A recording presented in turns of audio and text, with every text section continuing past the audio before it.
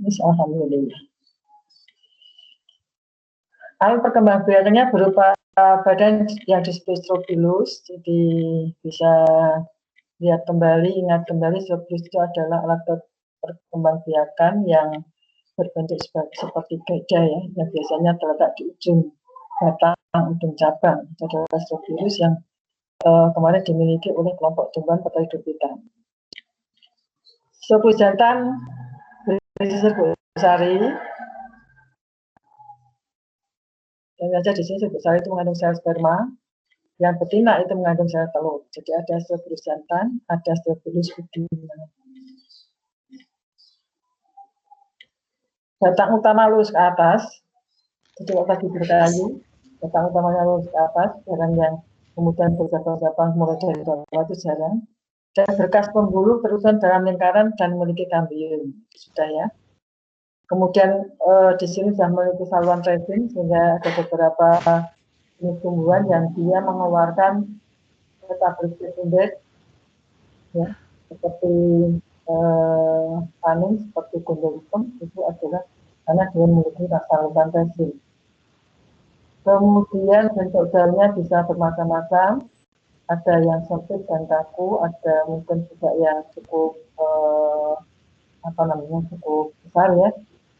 Kemudian proses penyerbukan dibantu oleh angin. Jadi di sini khusus untuk gimnosperme itu hanya bisa dilakukan oleh angin. Nah, karena hanya dilakukan oleh angin sehingga perkembangbiakannya itu juga tidak, reproduksinya, perkembangbiakannya itu tidak secepat ataupun sebesar tumbuhan angiosperme. Kalau angiosperme itu kan di situ propagasinya, perbanyakannya, reproduksinya itu berbagai macam cara ya. Jadi ada yang dibantu oleh angin, ada yang dibantu oleh air, ada yang dibantu oleh, yang paling banyak adalah dibantu oleh serangga ya. Itu banyak sekali. Kemudian dia juga bisa menempati berbagai habitat, sehingga memang kalau dibandingkan dengan kelompok angiosperme, gimnosperme ini tidak seberapa banyak. Jadi hanya baik jenisnya maupun populasinya itu hanya sedikit. Nah, mungkin salah satunya adalah karena reproduksinya yang hanya dilakukan ataupun dibantu oleh angin.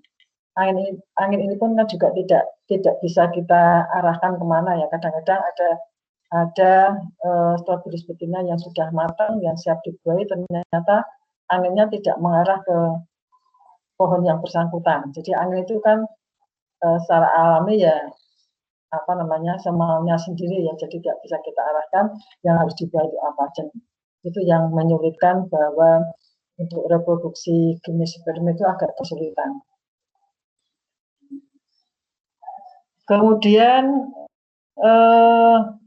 pembuahan bersifat tunggal, jadi ada menghasilkan satu produk ini disebut sebagai zigot. Jadi kalau sel sperma nanti bertemu dengan sel telur yang ada di bakal bijinya gimnosperme, maka kemudian perkembangan selanjutnya dia akan membentuk zigot, kemudian zigot membentuk embrio, dan selanjutnya kalau itu lingkungannya cocok maka dia akan berkecambah membentuk individu baru. Jadi beda dengan angiosperme yang dia memiliki pembuahan ganda ya. Jadi lebih maju lagi itu kelompok tumbuhan angiosperme. Ini beberapa ciri karakteristik dari kelompok tumbuhan yang termasuk di dalam gimnosperme. Nah, kemudian kalau kita lihat di sini distribusi dan jumlah jenis kelompok gimnosperme di Indonesia ini juga tidak begitu banyak. Jadi yang paling banyak itu adalah justru di Sumatera, kemudian Sulawesi, jumlah jenisnya mencapai berapa itu ya? 68 kalau tidak salah, 68 di tahun 2017. Jadi data yang terakhir nih, data terakhir itu menunjukkan bahwa jumlah jenis yang ada di Sumatera Gymnospermae ada 68 jenis. Ya. Sementara itu di tahun 2014 hanya ada 47 jenis. Ini kalau ditambah-tambahkan seperti itu, maka yang terjadi seperti ini. Nah, ditambahkan tahun 2014, jadi dari berbagai pulau ditambahkan, maka di situ tahun 2014 ditemukan 120 jenis, kemudian 2017 dievaluasi lagi, maka ada penambahan sekitar 15 jenis. Ya. Jadi 3 tahun itu ada penambahan sekitar 15 jenis. Nah, penambahan ini tentunya juga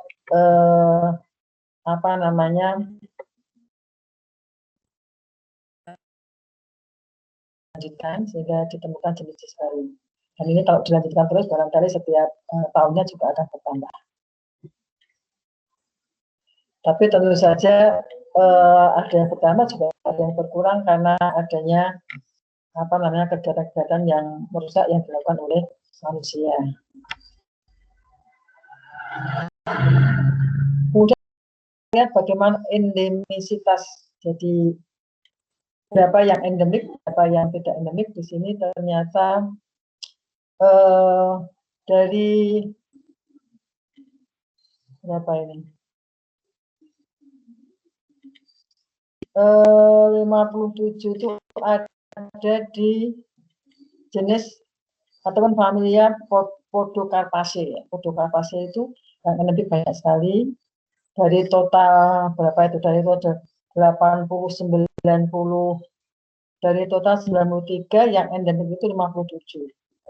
Ya.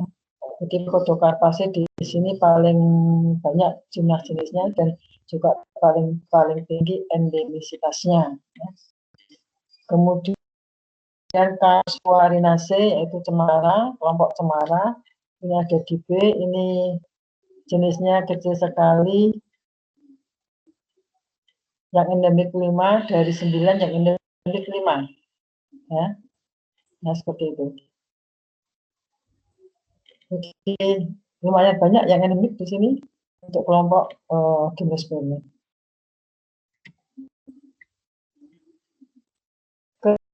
Kemudian kita lihat perbedaan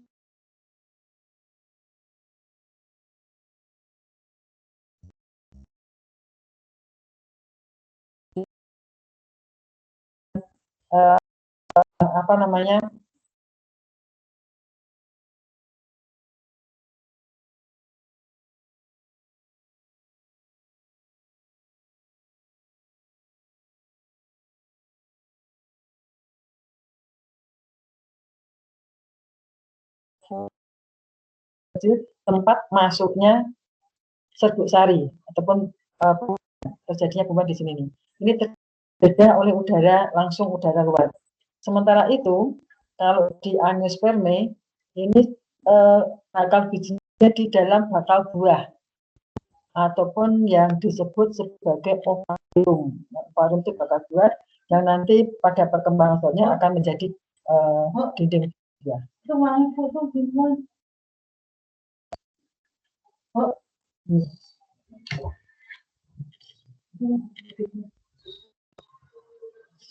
Bakal buah, dinding buah itu akan menjadi buah.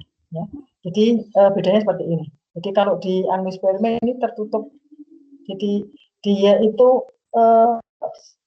semakin evolusinya semakin maju itu bakal bijinya dia akan berusaha untuk memprotek, melindungi bakal biji supaya tidak rusak, baik itu kena kimia, kena fisika dan sebagainya. Jadi seperti itu.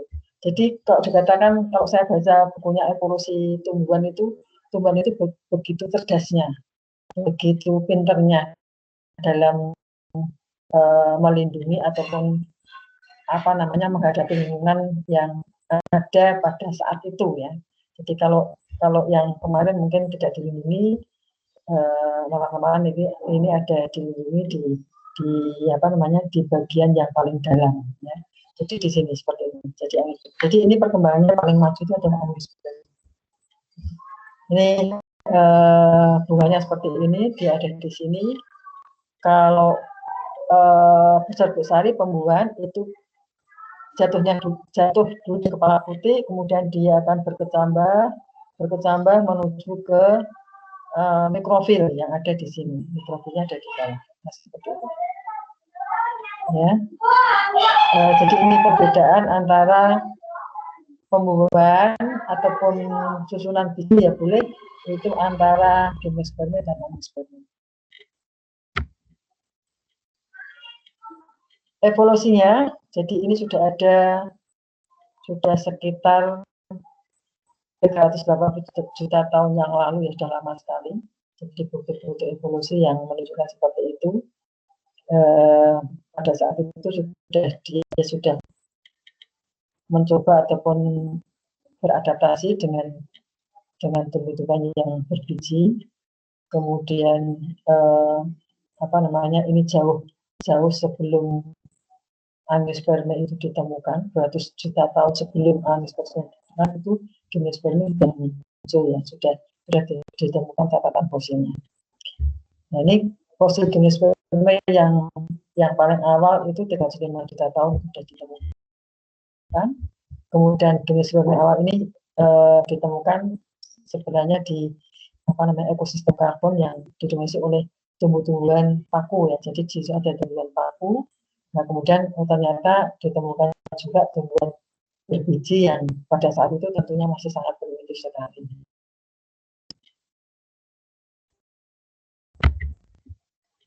Ini ada filogeninya seperti itu. Jadi kalau kita lihat pohon filogeninya, ini adalah Bryophyta. Bryophyta di sini algae ya, kalau kemarin itu algae, nenek moyang dari tumbuhan. Kemudian dia beradaptasi lebih maju lagi, dia beradaptasi dengan lingkungan yang darat, walaupun masih ada di bagian air yang cukup lembab ya.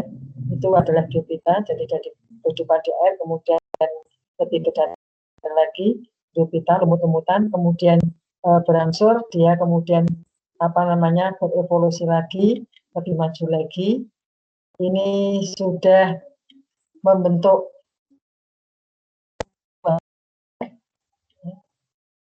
jadi ini tumbuhan vaskuler pertama itu adalah tumbuhan paku. Kalau Bryophyta belum memiliki vaskuler, tapi di sini belum memiliki biji.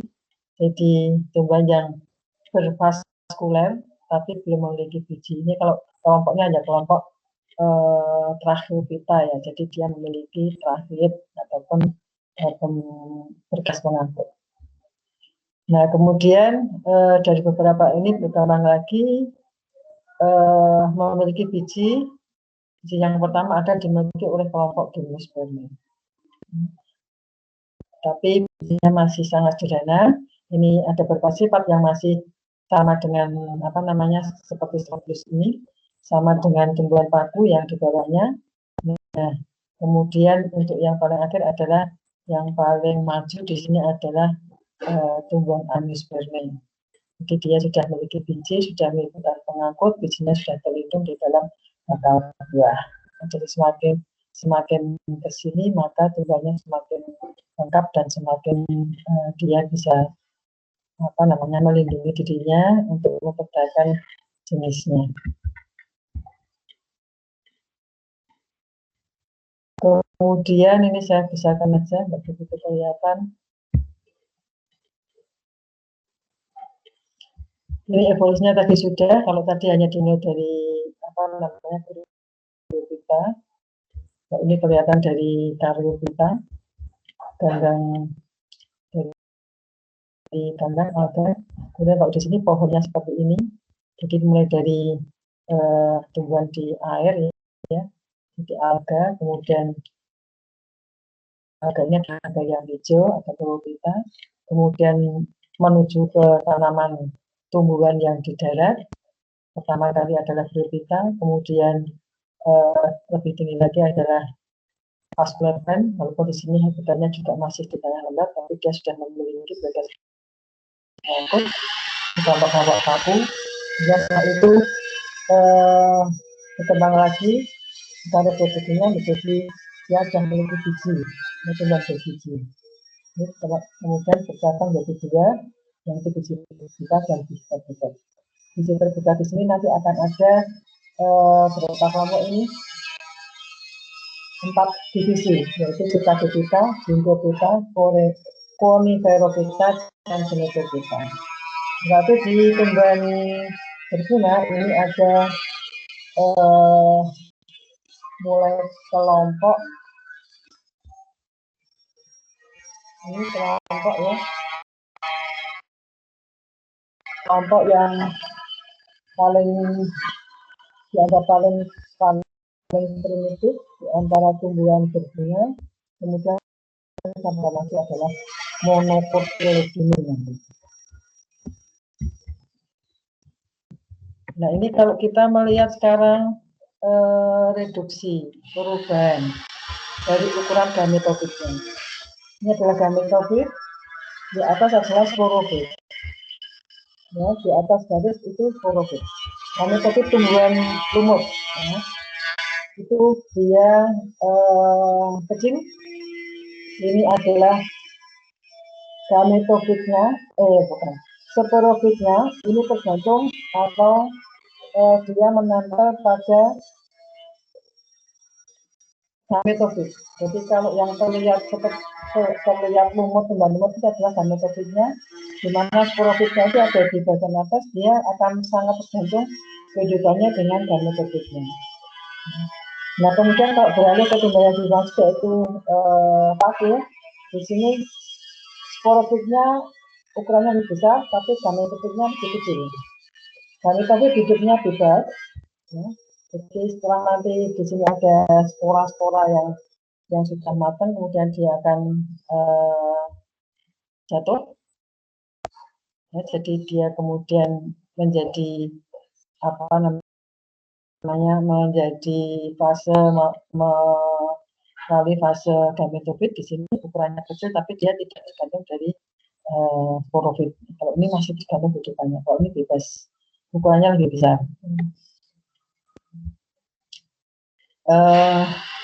Kemudian lebih maju lagi adalah tumbuhan gimnosperme. Jadi tumbuhan gimnosperme ini sporofitnya bentuknya lebih besar, tapi gametofitnya juga semakin mengecil.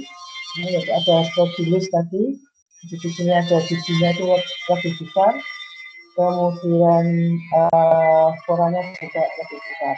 Nah, yang terakhir ini kelompok Angiosperme, tumbuhan berbiji. Ini berbagai bijinya, ada yang kecil, ada yang sangat besar. Kemudian kalau dilihat gametofitnya, di sini ada serbuk sari dan apa namanya, serbuk sari dan bakal biji. Ya, ovulonya ini kecil sekali. Untuk juga dengan mata telanjang ya.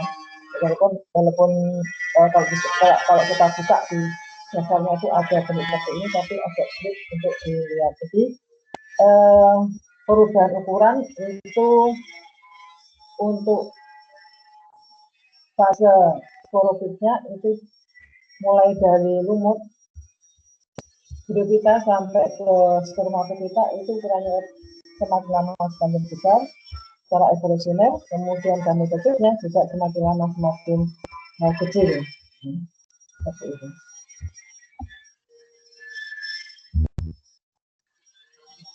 Ini adalah reduksi juga dari gametofit. Sebetulnya intinya itu sama tadi, gametofit dan sporofit yang di lumut brophyta. Di sini ada sporofitnya itu masih menempel pada gametofitnya menempel pada sporofit. Kalau di sini sudah terpisah, di sini tidak terpisah.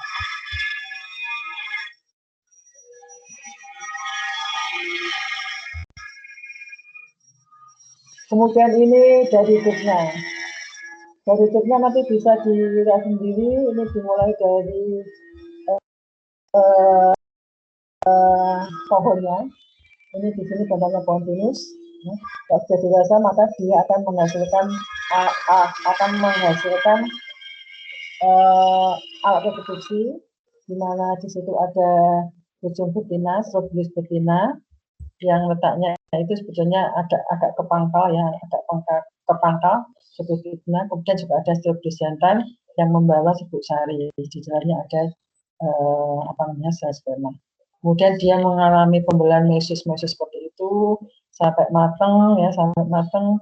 Kemudian di sini kelihatan kalau kita ambil satu dari lapisan itu, ini terlihat ovulnya. Jadi seperti ini. Ini saya tidak ada praktikumnya ya. Kalau ada praktikumnya ini bisa dilihat. Jadi kalau kita mengambil satu bagian dari ini, sisiknya ini sebenarnya seperti ini. Jadi ini ada ovulnya 2 di sini. Ovul 2 di sini nanti yang akan dimasuki atau diserbuki oleh polen ataupun serbuk sari dari strobilus jantan. Seperti itu.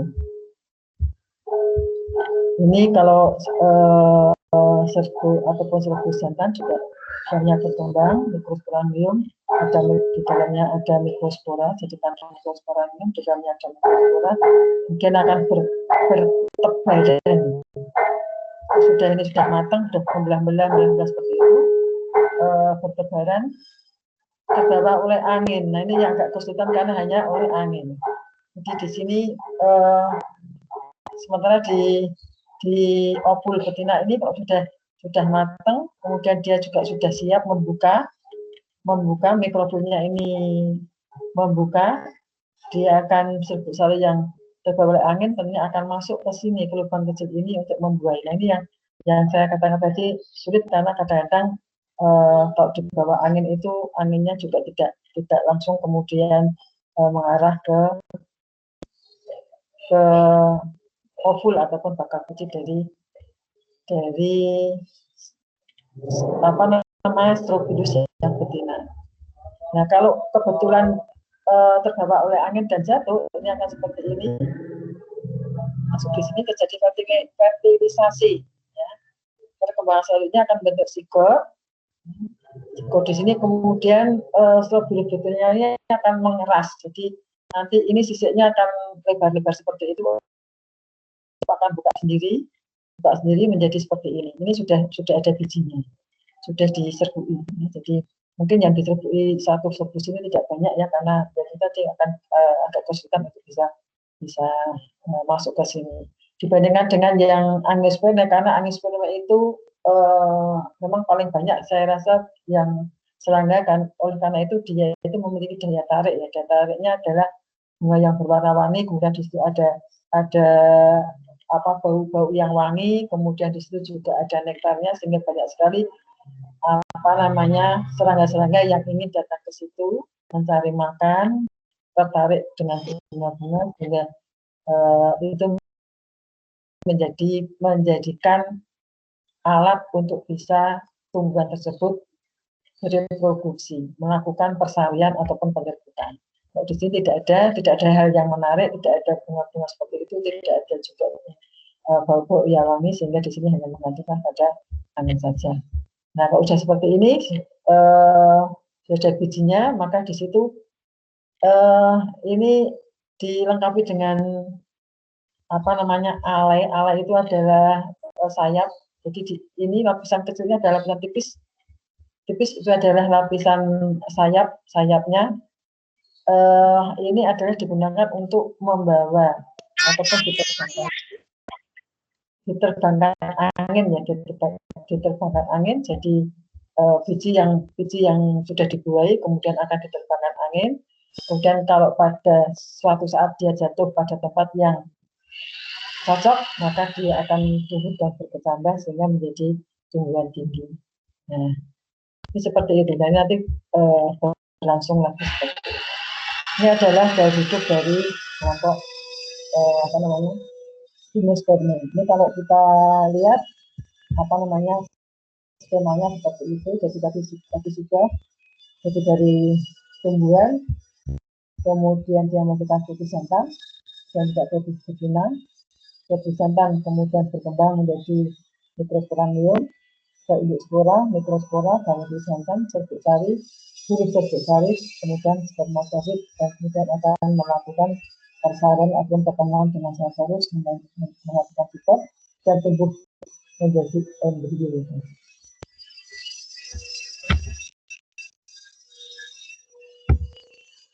Nah, klasifikasi jenis sperma itu jenis 4 divisi. Yang pertama Psittacetida, yang kedua Gingiophyta.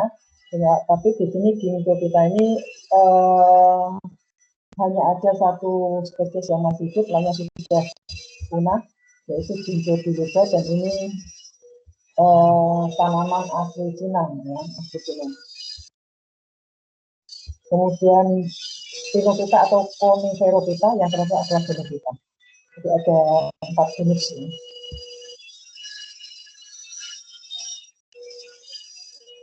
Nah, Cicadophyta ataupun tanaman sikas, ini kemarin sudah praktekan semua, jadi mungkin sudah banyak yang sudah baca, banyak yang sudah mengerti ya, ini jadi mengulang saja. Halo, masih di situ? Halo, masih di situ? Mahasiswa? Iya, Bu. Ya. Oke, masih menyimak kah? Masih, Bu.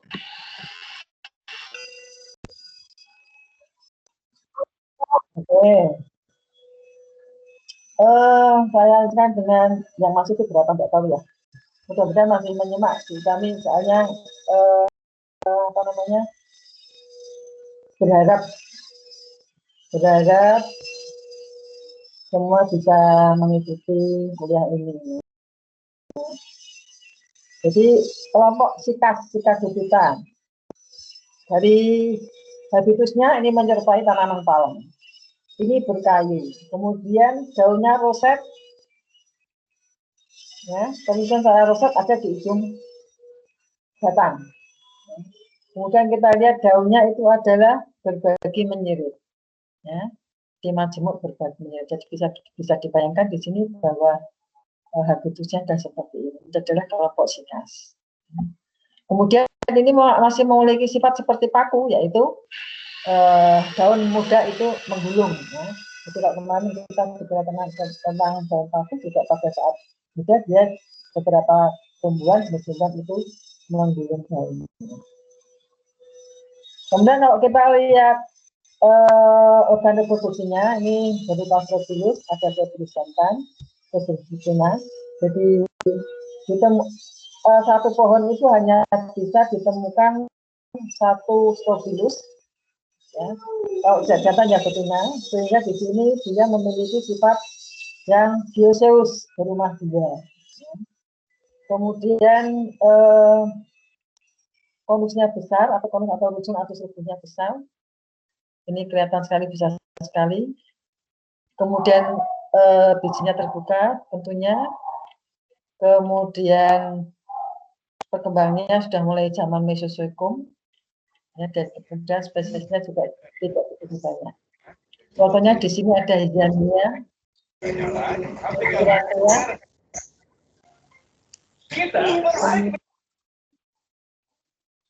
Halo.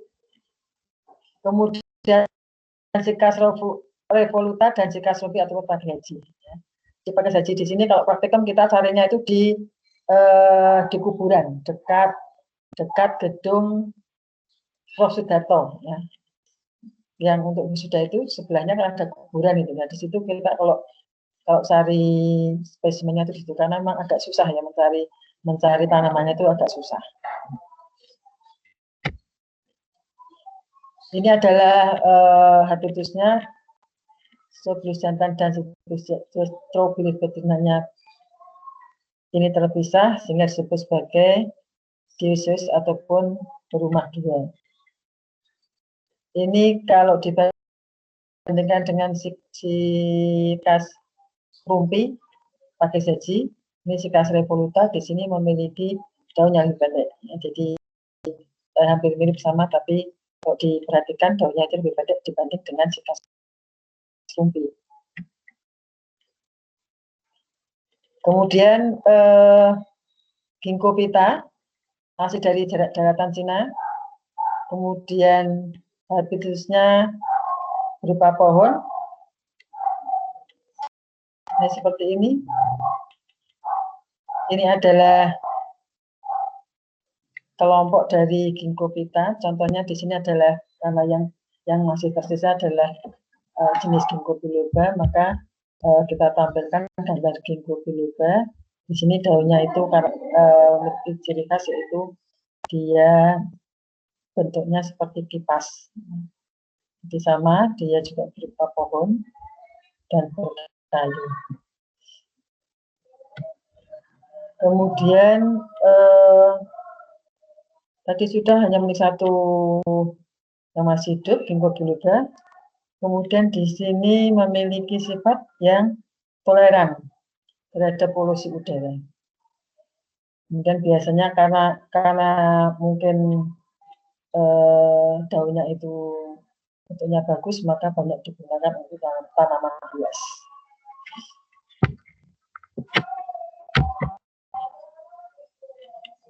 Ini adalah buah dan biji dari ginkgo biloba.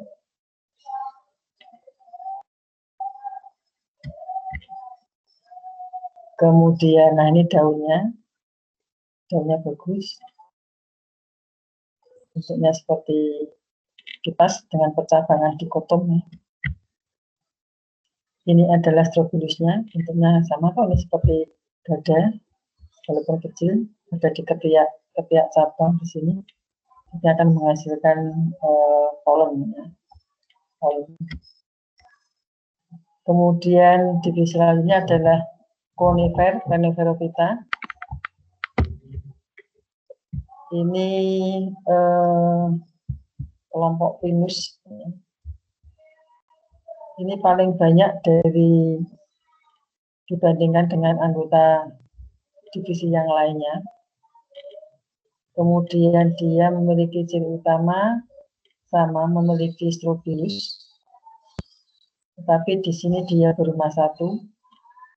Sehingga satu pohon itu bisa ditemukan dua macam strobilus. Strobilus. Jadi monocotyledonous, kalau tadi dioecious, kalau ini monocotyledonous. Strobilus jantan di ujung cabang, strobilusnya ada lebih ke pangkal. Bentuknya lebih besar yang betina. Sama strobilus jantan membawa mikrosporangia, karena akan berkembang menjadi serbuk sari, dan strobilus betina membawa ovul ataupun bakal biji yang tadi mengimpil pada permukaan atas dari sisik. Kemudian pada Coniferophyta ini jarang bukan daunnya, jadi bisa hijau sepanjang tahun. Kemudian beberapa contohnya di sini yang banyak digunakan untuk bahan bangunan. Di antaranya ada Agathis alba, gambar di sini juga bisa diambil resinnya. Kemudian Venus, Cupressus, Araucaria, Sequoia, dan Cuperus juga Taxus. Nah, ini Pinus mercusi di sini ditemukan strobilus betina dan juga strobilus jantan yang ada dalam satu tumbuhan, sehingga disebut sebagai berumah satu. Ini habitus dari berbagai macam Pinophyta atau Coniferophyta. Jadi ada pohon agathis, gambar, ada pinus, ada Cupressus, dan lain sebagainya. Suku Pinaceae di sini saya ambilkan contohnya adalah Pinus mercusi. Jadi yang bisa mungkin di sini bisa banyak dilihat, banyak ditemukan. Jadi umumnya adalah pohon, daunnya tunggal, bentuknya adalah jarum, jadi kecil-kecil, linearis, berumah satu, sama strobilus jantan membawa mikrosporofil, duduknya spiral, Demikian juga Inflodus betina, ini tadi sama seperti yang dipraktikkan ya. Kemudian Inflodus betina kalau udah masak, mengeras dan mengayu. Jadi yang jatuh-jatuh di bawah itu yang sudah masak. Contohnya adalah ini dituliskan beberapa contoh. Nah ini siklus hidupnya seperti itu sama seperti tadi ya. Jadi apa namanya, Inflodus betina ini kalau sudah melalui proses meiosis, kemudian telurnya siap dibuahi. Di sini juga selnya sudah matang, sudah jadwal pembuat, baru kemudian masuk membentuk biji. Ini biji yang sudah dibuahi tentunya akan terbawa angin, lepas terbawa angin dan menjadi cocok menjadi individu baru. Ini sama. Nah, peran koniferus ini banyak yang menghasilkan getah, bisa terpentin, bisa gontorukem, yang dipakai mungkin juga sebagai apa namanya, campuran cat ya kalau nggak salah. Kemudian juga digunakan sebagai bahan kertas. Ada juga yang menghasilkan minyak aromatikum dan bisa dipakai untuk konservasi tanah dan air. Ini adalah contoh tanaman damar. Saya juga belum tahu tanamannya, ada juga dari gambar saja. Yang terakhir adalah genus Genetophyta. Ada yang merdu, ada pohon, ada juga yang liana. Daunnya tunggal berhadapan atau bersilangan, umumnya berumah dua. Jadi juga ada yang rumah satu. Gambus bunga dalam selebilus bentuk panicula, bunga betina punya satu ovula dan dibungkus oleh bahan yang berdaging. Jadi sepertinya ini adalah bijinya itu tertutup, tapi sebetulnya dia bukan merupakan bakal buah ataupun kartela ataupun daun bawah, tapi dia adalah variantium. Nah, jadi seperti apa namanya, melinju kalau yang sudah pernah melihat biji melinju itu di situ ada, udah matang dia berwarna merah seolah seperti buahnya, tapi ini adalah biji. Karena itu ya disampaikan bahwa ini sebetulnya bukan perkembangan dari bakal buah ataupun kartela ataupun daun buah, tapi ini perkembangan dari periantium. Periantium itu adalah perhiasan bunga yang berkembang dan menutupi bijinya, sehingga ini pun juga apa namanya, masih dikelompokkan di dalam kelompok tumbuhan berbiji terbuka. Ciri menarik semua gametofit mempunyai trakit dan elemen pembuluh di jaringan silirnya. Seperti tulis bagian besar angiosperma. Jadi di sini dikatakan mungkin paling maju karena sifat-sifatnya itu sudah mendekati angiosperma. Bukti Genetophyta mungkin merupakan nenek moyang dari angiosperma. Genetophyta merupakan biji yang paling maju di antara keempat biji.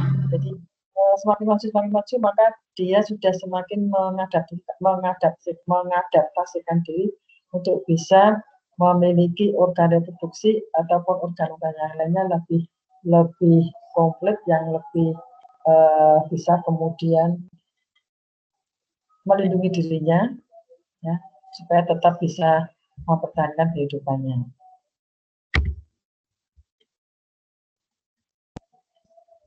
Ini adalah tadi beberapa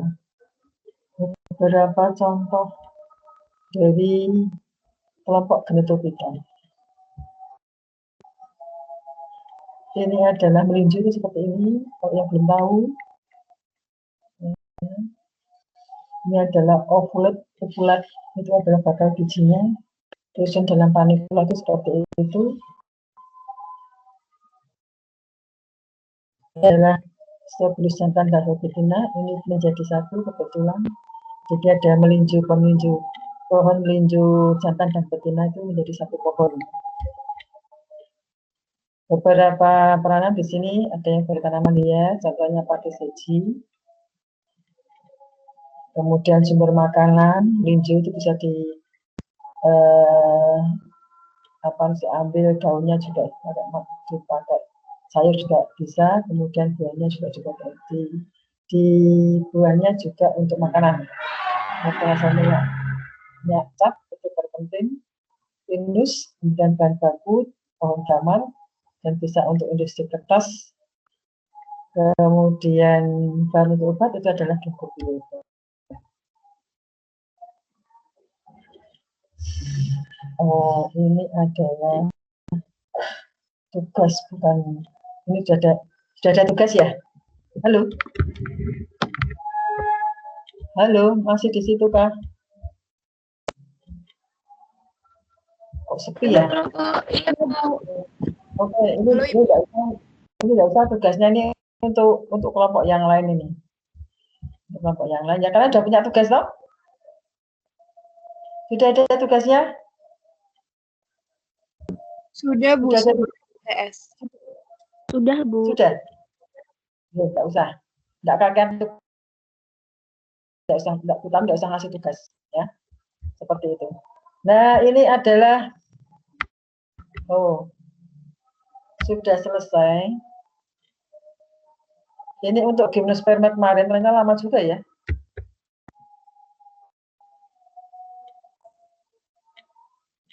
Ada pertanyaan atau saya sambung lagi dengan angiosperma ya?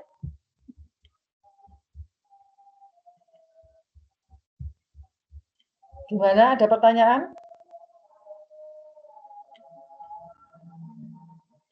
Halo? Belum mati, Bu. Belum, Bu. Oh, belum ya? Udah. Sambil mungkin mikir-mikir gitu ya. Atau mungkin boleh nulis juga boleh di mana tuh? Di tim. Menulis di chat ya. Itu boleh ditulis kalau misalnya mau menanyakan, boleh nanti saya lihat setelah kuliah ya. Ini baru badan. Ini. Kemudian saya lanjutkan saja dengan angiospermae supaya hari ini Gimnos dan Angios itu bisa selesai semuanya.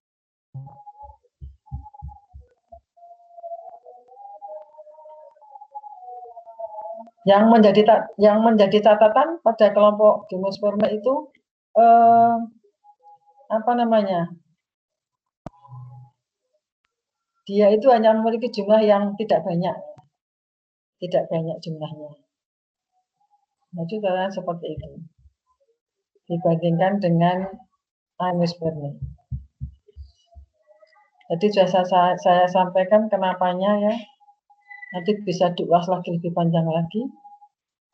Mengapa hanya ditemukan lebih sedikit daripada yang angiospermae.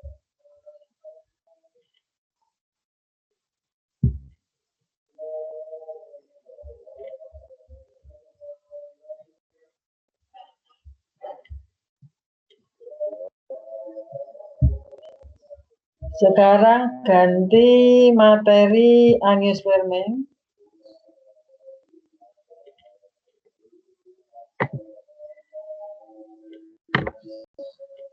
Ini ada 49 slide. Tapi tidak akan saya sampaikan semuanya, nanti dibaca sendiri saja.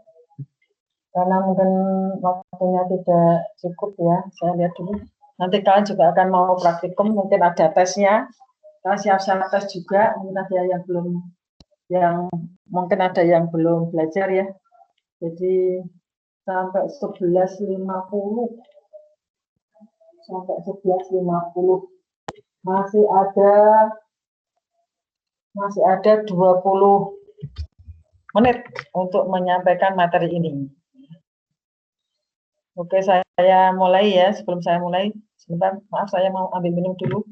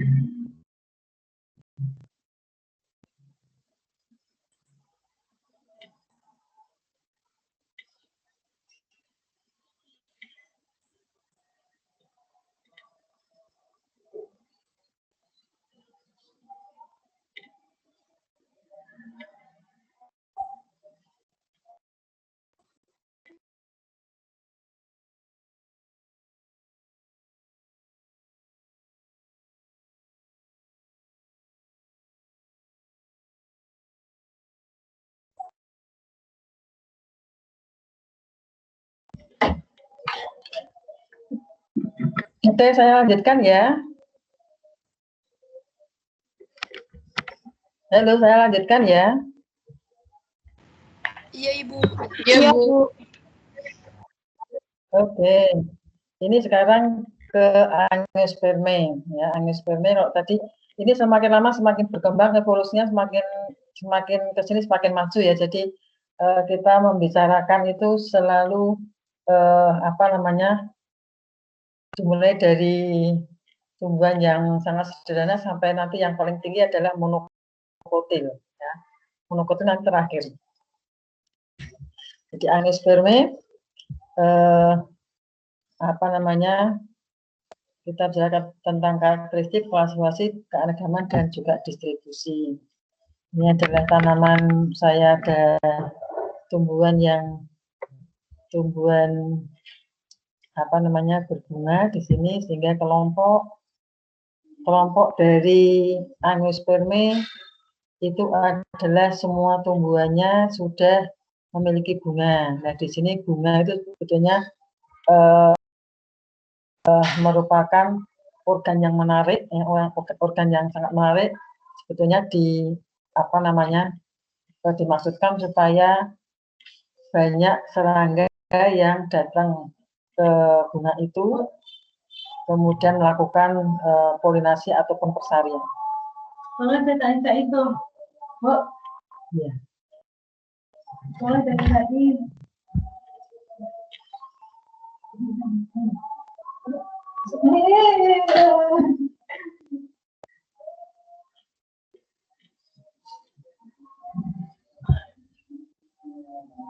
Jadi seperti itu. Nah, kalau misalnya diperhatikan lagi, ini apa namanya, struktur dari bunganya pun itu sebetulnya untuk yang anggrek ini juga yang ini termasuk kelompok tumbuhan yang paling maju ya. Itu di situ ada organ yang disebut dengan labellum ya. Jadi di sini satu mahkotanya itu dia kemudian berubah bentuk menjadi labellum.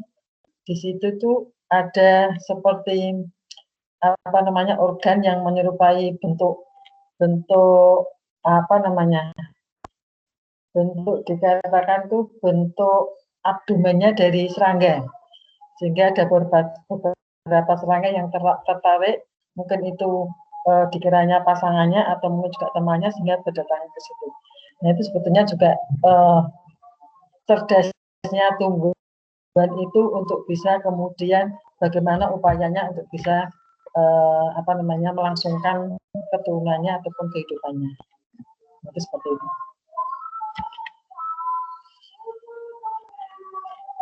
Jadi ini bunganya berwarna-warni, ada bunga kamboja, itu termasuk aposinase yang mungkin saat ini ya, mungkin hari ini kita aposinase ya, betul? Aposinase itunya, praktiknya aposinase ya? Iya, Bu. Iya, Ibu. Nah, ini adalah bunga kamboja, ada nerium, ada tevetia mungkin, yang ada di sekitar kita itu banyak. Jadi itu dia pada saat muda itu bunganya itu terpuntir.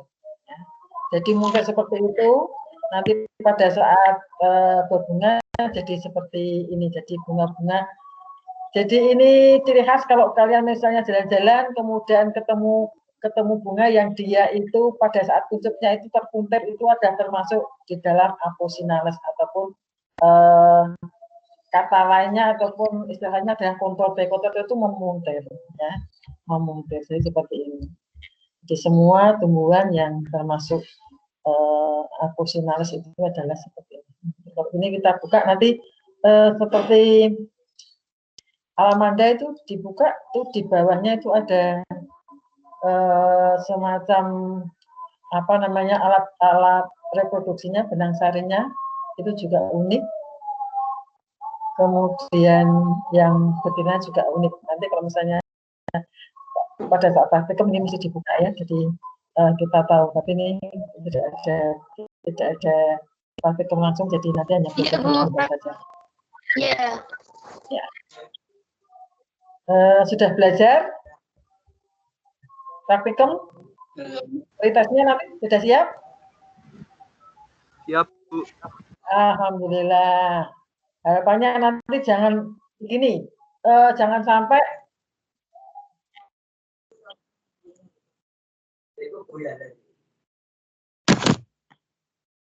praktek ini dibanding yang dulu itu berat sekarang.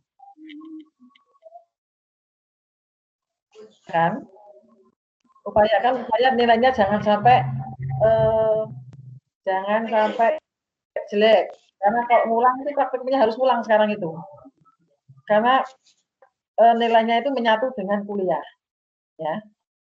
Jadi repotnya tuh di situ. Saya berharap semuanya bisa lulus, bisa tidak perlu mengulang, sehingga tidak membuang waktu dan tidak membuang tenaga, membuang uang juga. Oke?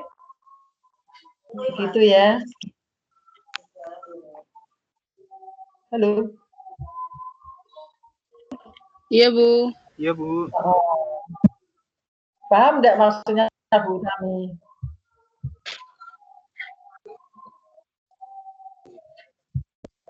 Paham enggak?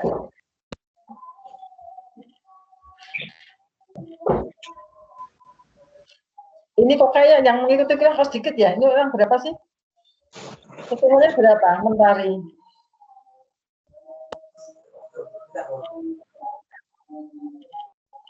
Berapa? Ini yang ngomong siapa ya? Yang 50-an, Bu. Iya, aku tahu kok hanya yang bicara hanya sedikit.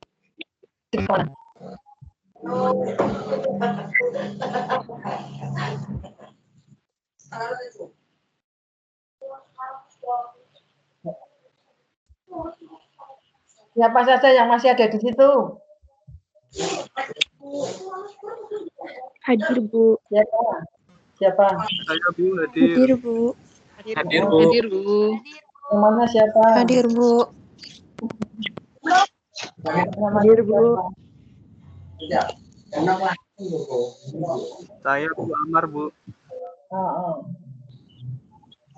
Ya udah. Ini saya lanjutkan ya. Karakteristik dari angiosperma tadi sudah sedikit disinggung. Kelompok tumbuhan ini disebut sebagai antofita antosma yang memiliki bunga itu masuk dalam kelompok angiosperma. Jadi angiosperma itu dia memiliki bunga. Ya. Terjadi pembuahan ganda. Kalau pada gimnosperma pembuahannya tunggal, tapi kalau pada angiospermae pembuahannya ganda ya. Jadi ada dua produk. Yang satu itu adalah zigot, telur bertemu dengan sperma membentuk zigot. Yang satu adalah sel antipoda bertemu dengan sel yang ada di tengah membentuk endoderm. Jadi ada dua. Ya. Ini perlu diperhatikan. Jadi yang satu pembuahannya ganda, angiosperma, yang satunya ini pembuahannya adalah tunggal, hanya membentuk satu produk.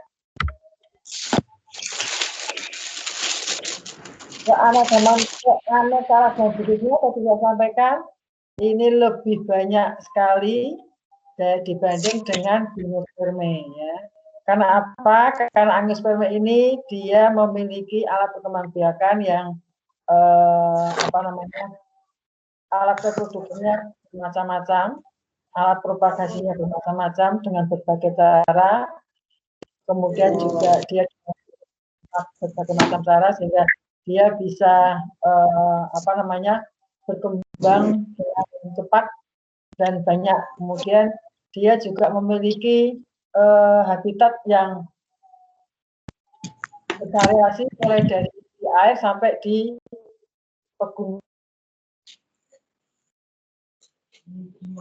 Ditemukan kelompok angiosperma. Jadi 5%-nya hanya itu adalah angiosperma dari spermatofita ya. Jadi kelompok spermatofita itu yang 20%-nya adalah angiosperma. Semuanya itu ditemukan 257.000 jenis angiosperma.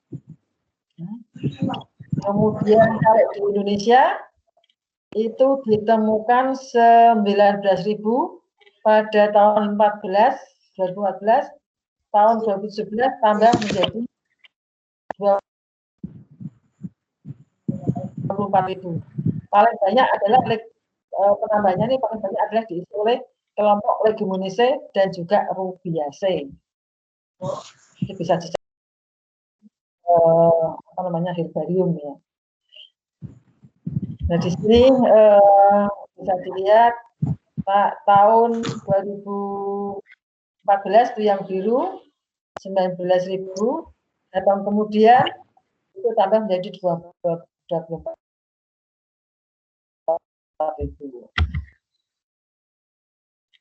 Nah, seperti ini. Jadi karena ada introduksi yang cukup banyak, sehingga di Pulau Jawa itu banyak sekali ditemukan. Kemudian ini distribusinya, jenisnya paling tinggi adalah di Pulau Jawa ya, Pulau Jawa. Paling kecil ada di Pulau Seribu itu mana itu? Kalimantan, Maluku, LSI itu kepulauan mana ya? Tidak tahu saya. LSI, kemudian Papua. Papua itu paling kecil. Ya, dan Sulawesi dan Sumatera. Struktur bunganya, jadi lihat kembali struktur bunga untuk kelompok tumbuhan angiospermae. Jadi kalau dibuka itu nanti kalian juga akan membuka praktikum itu bagian-bagian bunganya seperti ini. Jadi bagian paling luar ini adalah pedicellus, kemudian bagian paling sepal yang menutupi bunga ini, sepal with and close menutupi bunga ini, sepal ataupun kelopak, kemudian warnanya biasanya hijau, kemudian petal itu warnanya menarik ya, ada di bagian dalamnya petal atau mahkota bunga, kemudian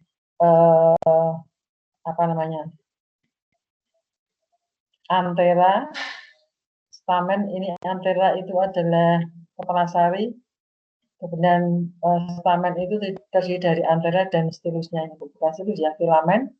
Kemudian putiknya ini ada 3 birak, ada stigma. Kemudian apa namanya ini stilusnya dan juga ovulnya. Nah ini sebenarnya itu adalah struktur bunganya. Nah, ini adalah stamen itu seperti itu. Jadi kepala sarinya antera, kemudian apa namanya tangkai sarinya disebut filamen, kemudian sebelah kanan itu adalah gambar penamang melintang dari antera, kemudian nah ini seperti itu kalau dibuat penamang melintangnya. Kemudian ini perkembangan nanti bisa diklik sendiri karena ini memakan waktu yang cukup lama ini. Ini perkembangan dari serbuk sari sampai ke dia matang betul, kemudian siap untuk membuahi sel telur yang ada di bakal biji.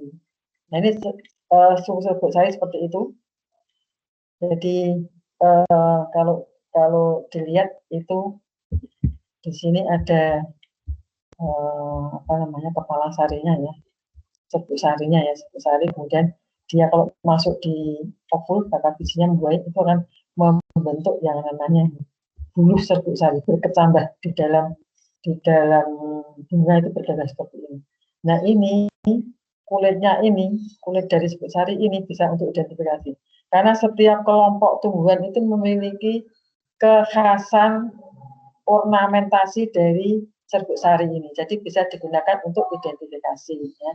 Ini juga karena sifatnya itu adalah tahan terhadap fisika, kemudian terhadap kimia, terhadap apa namanya waktu yang sangat lama, bisa terendapkan di sedimen yang cukup lama dan tidak terikat. Karena itu banyak sekali yang meneliti tentang jenis-jenis tumbuhan masa lampau itu apa saja, itu berdasarkan derivasi dari polen yang ada ya. Jadi ornamentasinya itu khas sekali di sini. Kemudian ada aperturanya, lubang-lubangnya seperti ini itu juga khas sekali. Ini yang menjadikan dia itu sangat kuat terhadap baik oleh zat kimia maupun oleh gesekan-gesekan fisik, itu adalah karena dia mempunyai eksim ini ya, lapisannya sangat kuat. Ini adalah apa namanya, serbuk sarinya seperti itu, polen keringnya ya. Jadi ini kemudian putihnya, kalau dilihat ada bagian atas kepala putih, kemudian stilus adalah rangkainya, dan ovaril bakal buahnya juga bakal buahnya ada di bagian bawah. Nah, kemudian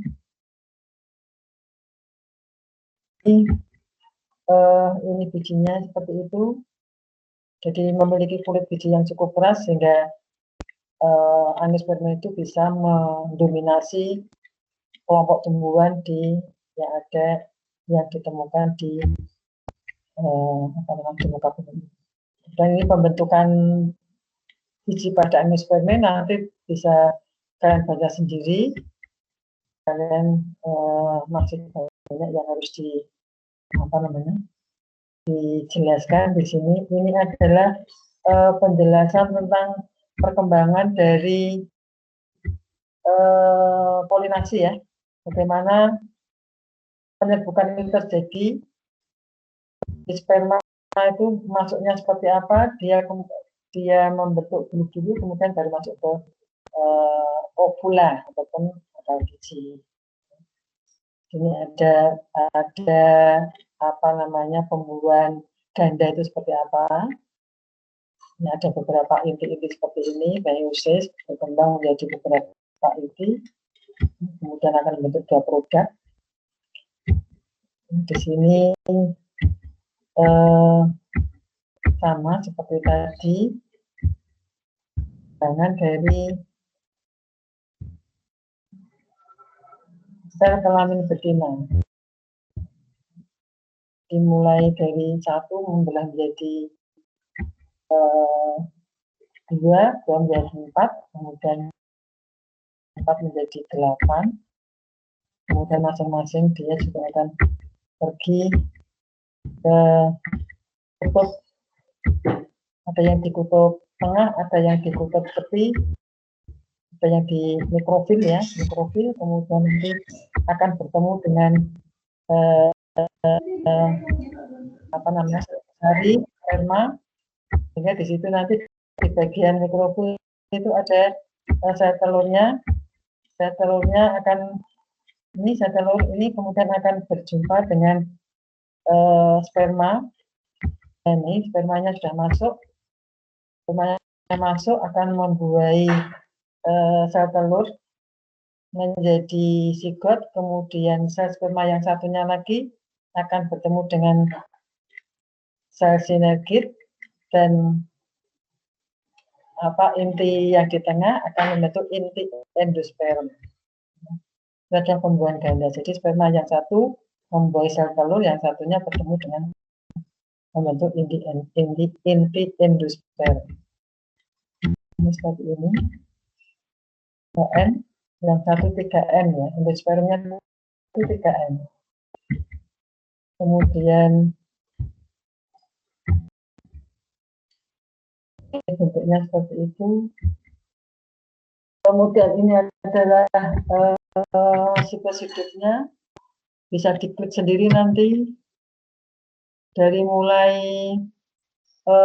bunga yang menghasilkan serbuk sari dan juga ovula atau bakal biji yang melalui perkembangan ya, pembelahan meiosis sampai akhirnya menjadi serbuk sari ataupun serbuk sari berkembang menjadi sperma yang sudah matang dan siap untuk membuahi. Ya, seperti itu. Akhirnya akan membentuklah biji, dan biji akan berkembang akhirnya menjadi individu. Di sini ini kemarin sudah dia ada apa namanya reduksi dari gametofit yang dulunya paku itu adalah homospor, masih sudah heterospor. Ada bakat biji, ada volume, ada polennya, ada memiliki biji yang sudah ada integrumnya untuk bisa memproteksi ovumnya. Kemudian ini reduksinya tadi sudah di bagian gimnosperme ya. Kemudian di sini yang penting adalah gimnosperme, angiosperme ataupun spermatofita dulu, itu klasifikasi klasiknya dibagi menjadi dua kelompok besar, gimnosperme, angiosperme. Angiosperme dibagi menjadi dikotil dan monokotil. Ini klasifikasi yang klasik yang dulu ya. Kalau yang kita lihat dulu, yang kita baca dulu itu kan angiosperme dibagi menjadi dua. Yang satu dikotil, berkeping biji dengan keping tunggal, satu biji dengan keping dua, dikotil dan monokotil. Tapi sekarang sudah tidak lagi karena tidak mengikuti evolusinya. Ya, ternyata evolusinya tidak seperti itu. Sehingga di sini ada klasifikasi baru, divisinya menjadi Magnoliophyta, kemudian dibagi menjadi Magnoliopsida, itu yang dulu dikenal dengan dikotil, kemudian Liliopsida dikenal dengan monokotil ya. Jadi ini klasifikasi yang juga menyesuaikan tata nama tumbuhan, di mana kelas itu menggunakan adalah Opsida. Kalau di Cotyledonea kan tidak memiliki aturan yang baku sesuai dengan nomenklatur tata nama tumbuhan secara internasional ya, tapi kalau pakai Opsida itu sudah menyesuaikan. Nah, tapi kemudian ada pengelompokan baru. Di sini angiosperme itu dibagi menjadi berapa? 6 kladus ya, 6 kelompok. Jadi ada Nymphaea, Austrobaileales, Magnolit, Chloranthales, Monocotyl, Ceratophyllales, dan Eudicot. Nah, kemudian banyak jenis seperti itu. Jadi ini pengelompokan terbaru dari angiosperme. Nah, ini karena apa? Karena ternyata dikotil itu tidak memiliki warganya, itu tidak memiliki satu nenek moyang. Ternyata ada yang memisahkan, ada yang terpisah, sehingga tidak menjadi satu lagi dengan dikotil yang dulu. Ya. Jadi seperti Nymphaea, Magnolit, Chloranthales, Ceratophyllales itu menjadi angiosperme basal, dasarnya itu. Kemudian nanti ada monokotil, kemudian ada eudicot. Nah ini kalau ini berdasarkan perbedaan dikotil dan monokotil seperti itu ciri-cirinya, ya. Nanti dibaca sendiri. Kemudian ini sama, hanya disertai dengan gambar. Nah, ada beberapa penyimpangan ciri, kalau dilihat yang dikotil itu seperti itu, yang monokotil seperti itu, bisa dibaca sendiri nanti. Nah, yang halo, masih di situ? Mahasiswa, para mahasiswa, masih? Masih, Bu. Oke, ini jadi tadi Bu Tami tidak menjelaskan detail ya. Nanti karena waktunya sudah habis, jadi nanti dibaca sendiri, diklik sendiri itu sudah komplit ya, sudah komplit, bisa dibaca sendiri di rumah, diklik semua di rumah, di-download tadi itunya ya. Yang penting di sini yang terakhir di sini Bu Tami meluruskan beberapa contoh penelitian yang terkait dengan biodiversitas tumbuhan ya. Jadi walaupun kalian itu mungkin baru semester 3 ya, betul semester 3. Betul semester 3 ini? Iya, Bu. Nah, iya Bu, semester 3. Ya, betul baru semester 3, tapi tidak ada salahnya kalau Bu Utami sampaikan beberapa penelitian, contoh penelitian yang nanti bisa kalian pertimbangkan. Misalnya aja suatu saat kalian sudah harus mengambil kerja praktek dan kebingungan, seperti itu kebingungan. Biasanya kalau kuliah-kuliah awal tuh lantar-lantar saja. Jadi sudah pokoknya ngikuti ujian ya ujian ngikuti, kemudian kuliah ya kuliah ngikuti, datang aja. Kalau biasanya datang ya datang di kelas ya datang di kelas. Kok sekarang daring yang ngikuti daring kemudian ngikuti ujian. Belum memikirkan nanti saya apakah mau kerja praktek apa, kemudian saya mau mengambil judul skripsi apa. Biasanya pada saat kalian itu mau mengambil judul kerja praktek dan judul skripsi itu sudah mulai bingung, dan itu kadang-kadang ada beberapa mahasiswa yang ternyata juga makan waktu ya. Jadi kalau mau penelitian kemudian mikir-mikir apa yang mau saya teliti itu kadang-kadang juga cari-cari, kalau hanya sekedar mencari tidak membaca itu juga susah sekali, sehingga kadang-kadang itu menyita waktu. Kadang-kadang 100 meter belum dapat judulnya. Jadi ini beberapa yang bisa kalian pakai untuk referensi. Barangkali nanti kalian pada saat mau ini juga kebingungan bisa lihat PowerPoint-nya Bu Utami untuk apa namanya, untuk penelitian yang di biodiversitas, khususnya mungkin yang dibimbing Bu Utami ya, seperti itu. Jadi kalau mau bimbingan dengan Bu Utami, ini ada beberapa yang bisa kalian apa namanya kalian teliti. Jadi kalau saya ini pengalaman yang kemarin itu ada beberapa mahasiswa yang mengambil biodiversitas tumbuhan sama seperti kalian, itu ada di semester 3 sudah mulai tertarik dengan keanekaragaman tumbuhan di sini dan sudah mulai menghubungi Bu Utami sehingga cepat sekali lulusnya ya. Jadi ada beberapa topik yang bisa kalian ambil untuk baik KP. Jadi kalau KP itu sekedar inventarisasi itu sudah boleh. Jadi hanya apa namanya, hanya latihan untuk penelitian kecil-kecilan nggak apa-apa. Pokoknya mencatat jenis-jenis tumbuhan yang ada di mana gitu sudah diperbolehkan. Tetapi kalau sudah mulai skripsi itu nanti sudah ada hitung-hitungannya, itu baru mulai di skripsi ya.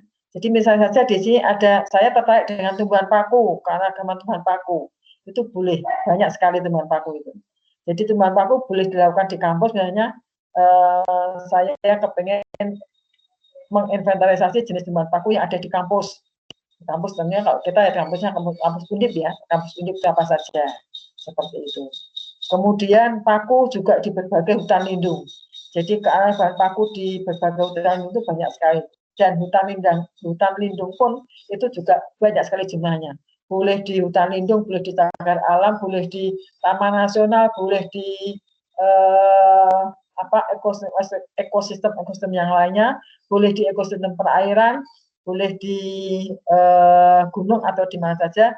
Ambil misalnya saja objeknya paku, seperti itu. Saya suka paku ya sudah pakai paku aja seperti itu. Jadi banyak sekali topik-topik yang bisa kalian ambil ya, yang bisa kalian teliti ataupun baik dipakai untuk KP, kerja praktek maupun dipakai untuk skripsi ya. Jadi tidak usah kebingungan nanti. Jadi kalau misalnya bingung apa, bisa lihat lagi PPT-nya Bu Utami, dilihat oh ada seperti ini.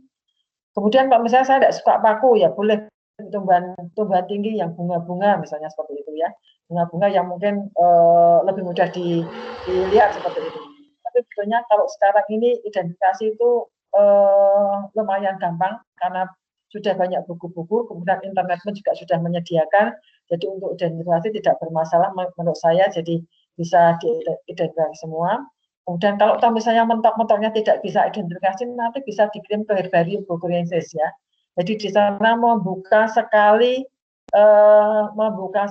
jasa-jasa untuk identifikasi, apalagi untuk keperluan penelitian. Mahasiswa yang penelitian kemudian kesulitan untuk mengidentifikasi, tidak ketemu ya kita kirim ke sana. Ya, akan sangat dibantu oleh LIPI, ya, di lembaga Herbarium Bogoriensis sana. Ya. Jadi tinggal mengirimkan sampelnya atau bisa ke sana, Kalau dulu itu harganya satu sampel itu cuma 15.000 ya. Jadi sudah diidenkan oleh ahlinya yang betul-betul ahli ya. Kalau misalnya di kampus nanti bisa kita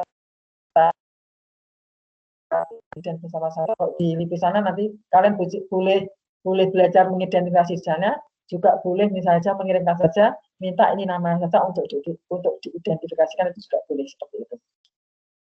Ya. Jadi tidak ada alasan lagi untuk tidak bisa mengidentifikasi jenis-jenis tumbuhan. Ya. Jadi kalian nanti seandainya kalian ternyata ini kondisinya masih pandemi terus, ya kalian bisa melakukan penelitian di sekitar rumah kalian ataupun di tempat-tempat yang dekat dengan tempat tinggal kalian untuk bisa melakukan investigasi ataupun penelitian tentang keanekaragaman hayati, ya, khususnya adalah keanekaragaman hayati tumbuhan. Jadi kalau misalnya tidak mau tumbuhan paku, misalnya saja bisa tumbuhan tinggi, bisa satu famili saja boleh, satu kelompok aja boleh. Misalnya saya suka Asteraceae gitu, seperti itu. Ya sudah, Asteraceae aja diperbolehkan. Asteraceae itu adalah tumbuh-tumbuhan yang kalau kita melihat jalan-jalan itu, di situ akan ada struktur bunganya itu, ada bunga tengah dan bunga tepi. Jadi dalam satu bunga itu, bunganya satu tangkai bunga, misalnya saja di sini adalah bunga matahari ataupun bunga kenikir ya, itu satu tangkai bunga itu bunganya adalah bunga majemuk, bukan bunga tunggal, karena situ terdiri dari banyak bunga, ada bunga tabung di bagian tengah, dan yang paling luar adalah bunga tepi, ya, yang bentuknya pita, seperti itu ada Asteraceae, itu boleh. Kemudian mungkin Polypodiaceae ini kelompok tumbuhan paku di berbagai ketinggian, misalnya dari mulai pantai kemudian agak naik sampai ke perkebunan juga. Ini yang suka berpetualang itu boleh jalan-jalan sambil penelitian juga asik. Kemudian kalau mau kemiripan juga bisa dilakukan penelitian ini, misalnya kalau kita lihat beberapa lombok atau cabai itu kan jenisnya banyak ya, jadi bisa dilihat, diamati tingkat kemiripannya itu seperti apa antara lombok merah besar, lombok keriting, lombok Capsicum frutensis, Capsicum annuum, Capsicum banyak sekali jenisnya, itu bisa diteliti. Kemudian yang sama itu berapa persen antara satu dengan satu yang lainnya. Kemudian juga kalau mau ini hanya contoh saja kelompok cabai ya, masih banyak lagi. Misalnya saja yang penelitian utama itu adalah kemiripan varietas mangga. Mangga itu ternyata juga varietasnya banyak sekali, itu bisa dilakukan juga diteliti juga tingkat kemiripannya. Kemudian juga bisa tanaman yang berpotensi obat, jalan-jalan, kemudian ternyata sekarang itu kan sudah mulai ke back to nature ya, back to nature itu kembali ke alam lagi, sehingga banyak sekali tanaman yang dimanfaatkan untuk obat herbal. Kemudian keanekaragaman jenis tanaman yang untuk ketahanan pangan, misalnya di Jawa Tengah, kalian bisa mengambil di beberapa tempat, misalnya jenis-jenis buah-buahan apa saja juga bisa, kelompok awasia boleh, ataupun juga umbi-umbian ini juga sebagai pengganti beras, itu juga sebetulnya umbi-umbian ini sudah banyak ditinggalkan. Nah ini yang perlu kalian kaji lagi sampai sejauh ini umbi-umbian yang masih ada itu apa. Ini beberapa penelitian yang bisa kalian ambil, kalian pertimbangkan untuk bisa kemudian menuliskan beberapa judul yang bisa dipakai untuk kerja praktek maupun untuk skripsi. Begitu kira-kira. Ada yang bertanya? Masihkah di situ? Maaf, Bu. Untuk absen yang kesulitan gimana, Bu? Oh iya ya. Oh iya. Nah, masih ada ya yang belum bisa absen ya? Oke. Iya, Bu. Oke. Nanti saya absenkan. Untuk materinya sudah kalau belum jelas bisa ditanyakan di chat ya. Baik, Bu. Baik, Iya, Bu. Terus untuk penelitian ini walaupun kalian mungkin ataupun dipertimbangkan untuk nanti seandainya kalian kesulitan untuk bisa mendapatkan judul ataupun topik dari penelitian ya. Begitu? Halo? Iya, Bu. Iya, Bu. Oh, nanti bisa boleh menghubungi Bu Utami terkait dengan beberapa penelitian yang ada saya sampaikan di sini contoh-contohnya. Oke, kalau begitu saya coba untuk absenkan dulu. Siapa yang belum absen saya lihat dulu.